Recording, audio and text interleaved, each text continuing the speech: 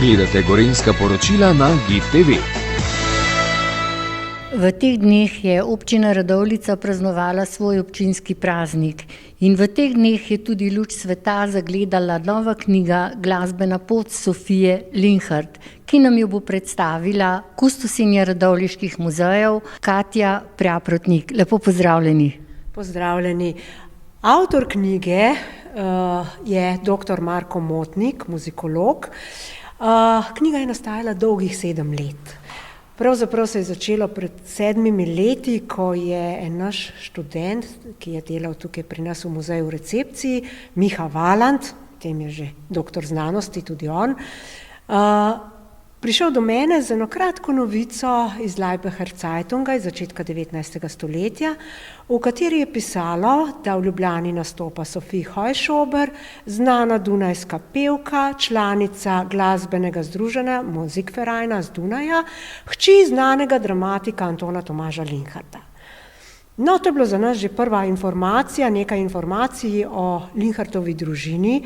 Namreč, kaj se je zgodilo z Linhartovo družino, je nas v radovljiških muzejih že dolgo zelo zanimalo, pa nismo našli nekako poti do tega, kako priti do informacij. Kako ste prišli do teh informacij? No, potem se je nadaljevalo z raziskovanjem s kolegico Nadjo Gartner-Lenac.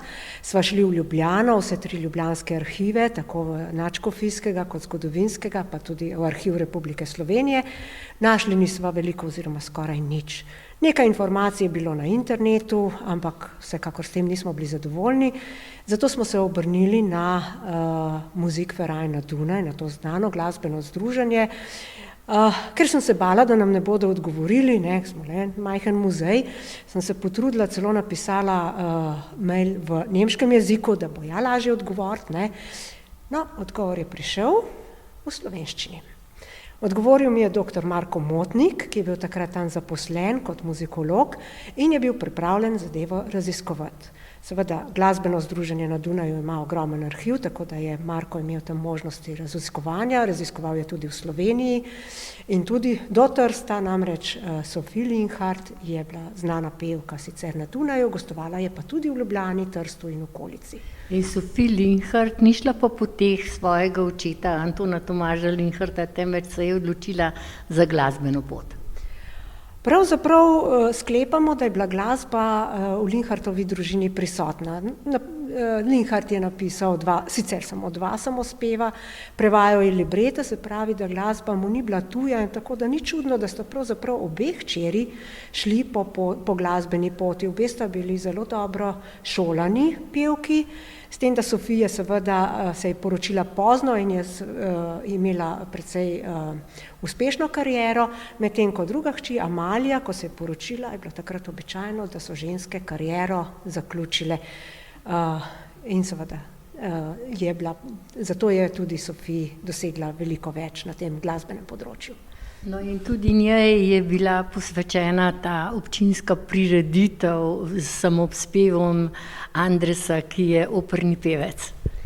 Ja, seveda, glasba je spremljala življenjsko pot Sophie Linhart. Karkoli smo jo sledili, je bilo vedno povezano, večinoma povezano z glasbo. Tako da seveda je bila to čisto logična povezava, ki se je ponudila kar sama. No in kje je moč dobiti to knjigo Glasbena pot Sophie Linhart? Knjiga je naprodaj pri nas v muzejih Radovljiške občine oziroma na recepciji Mestnega in čebelarskega muzeja, v galeriji Šivčeva hiša in tudi v knjigarni Sazu v Ljubljani, namreč knjiga je nastala v sodelovanju s Slovensko akademijo znanosti in umetnosti, tako da se jo da dobiti v več krajih po Sloveniji. Katja, hvala za tale pogovor. Hvala tudi vam za povabilo.